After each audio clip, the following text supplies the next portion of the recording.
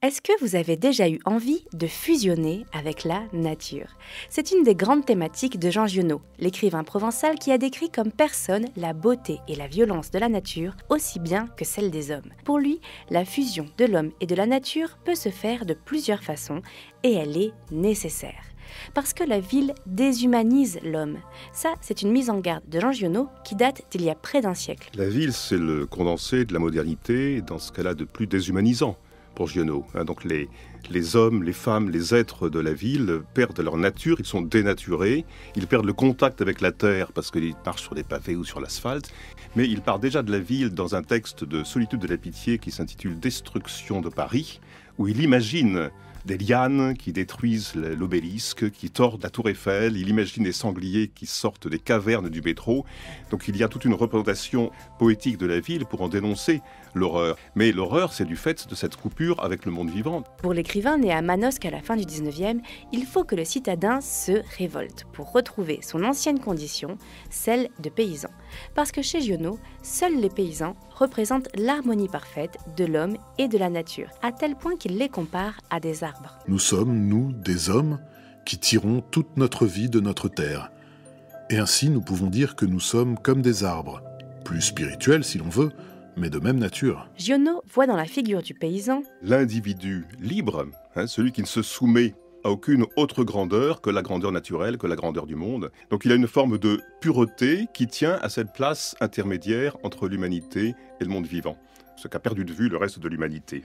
C'est ce qu'il écrit aussi dans La lettre aux paysans de 1938, quand il dit que les paysans ne constituent pas une classe sociale, mais une catégorie de la zoologie, une espèce animale, sociale. Lucide sur l'évolution de la condition paysanne, Jean Giono assiste au début de l'agriculture industrielle avec méfiance. Il voit la menace à court terme d'élimination justement de cette paysannerie, ce qui permet une harmonie avec la nature.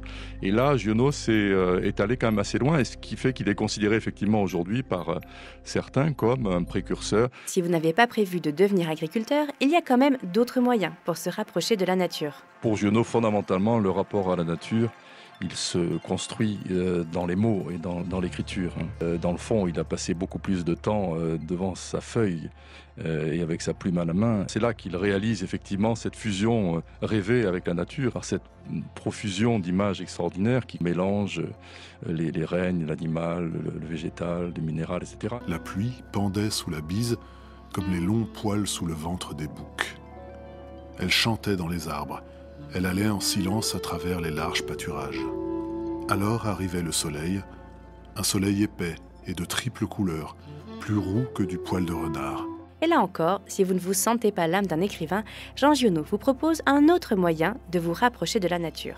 La lecture. Un moyen qu'il a lui-même expérimenté alors qu'il avait quitté l'école à 16 ans et qu'il était devenu employé de banque. Il dépensait une bonne partie de son salaire dans l'achat de livres et se passionnait pour la littérature antique. Et il a souvent raconté aussi que lorsqu'il se promenait dans les collines le dimanche, donc son jour de congé, donc il emportait un livre, il lisait dans la nature et il projetait sur le paysage qui l'entourait, aussi bien les histoires de l'Odyssée que les tragédies grecques ou les poèmes de Virgile, ce qui fait qu'il projetait, il commençait déjà, avant même d'avoir écrit, à créer une sorte de Provence grecque ou de Grèce provençale. Pour fusionner avec la nature, vous pouvez donc travailler la terre, écrire sur elle, ou lire lors d'une promenade. Et pourquoi pas commencer par écouter cette émission sur Jean Giono en contemplant un paysage.